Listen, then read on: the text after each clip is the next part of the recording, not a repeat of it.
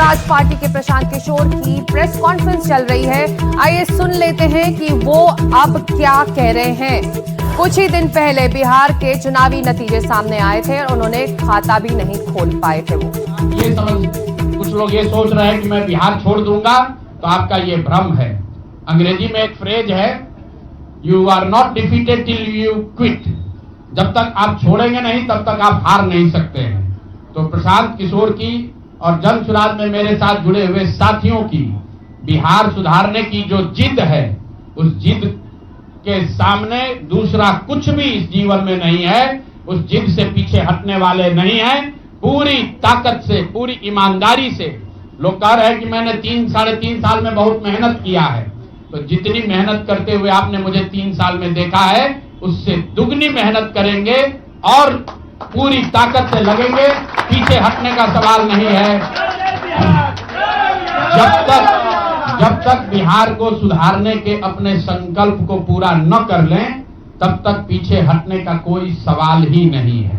अब चुनाव के परिणामों को लेकर जो बात है, उस पर बहुत विवेचना हो रही है। आपने भी कहा, बड़े बड़े विशेषज्ञ आकलन कर रहे हैं। कोई बता रहा है कि पैसे से जीत लिया गया, कोई बता रहा है कि लालू जी के डर से ध्रुवीकरण हुआ इसलिए जीता गया। कुछ लोग बता रहे हैं कि जातियों की बात अभी पूरी तरह खत्म नहीं हुई। मैं यहां चुनाव के विश्लेषण के लिए नहीं बैठा हूं, लेकिन एक बात तो बिल्कुल स्पष्ट है कि पहली बार स्वतंत्र भारत के इतिहास में और खासकर बिहार में पहली बार ऐसा हुआ है कि कोई चुनाव जिसमें सरकार ने करीब करीब 40,000 करोड़ रुपया जनता के पैसे को खर्च करने का वादा किया है। और मुझे लगता है कि वही एक कारण है जिसकी वजह से एनडीए को इतना बड़ा बहुमत मिला है। मैं सिर्फ आपके ध्यान में लाना चाहता हूं कि 10,000 रुपए की बड़ी चर्चा हो रही है। लोग बता रहे हैं कि 10,000 पर लोगों ने वोट बेच दिया। बिल्कुल नहीं है, ये बात सही नहीं है। मेरा आज भी ये यकीन है कि 10,000 रुपए के लिए बिहार के लोग अपना वोट, अपना बच्चों का भविष्य नहीं बेचेंगे। अगर 10,000 रुपए को आप जोड़िएगा तो प्रतिदिन 5.5 रुपया हुआ। 5.5 रुपए में कौन अपना वोट बेचेगा? लोगों ने 10,000 रुपए के लिए सिर्फ वोट नहीं बेचा है। आपको देखने, जानने, समझने की जरूरत है।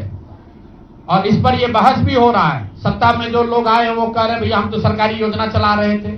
जो विपक्ष में है वो कह रहा है हम योजना नहीं चला रहे थे, आप पैसा देके वोट खरीद रहे थे। इसका कोई अंत नहीं है, इस बहस का कोई अंत नहीं है। चुनाव आयोग पर लोग टीका टिप्पणी कर रहे हैं, वो चुनाव आयोग का विषय है। बिहार के बेटा होने के नाते, बिहार के नागरिक होने के नाते मेरा बस एक ही प्रश्न है। हर विधानसभा क्षेत्र में 60 से 62,000 लोगों को कम से कम 10,000 रुपया सीधे तौर पर सरकार ने दिया है। सिर्फ 10,000 रुपया नहीं दिया, ये कहा कि आपको स्वरोजगार के लिए 2 लाख रुपया दिया जाएगा और उसकी पहली किस्त के तौर पर, बयाना के तौर पर 10,000 रुपया उसको दिया गया।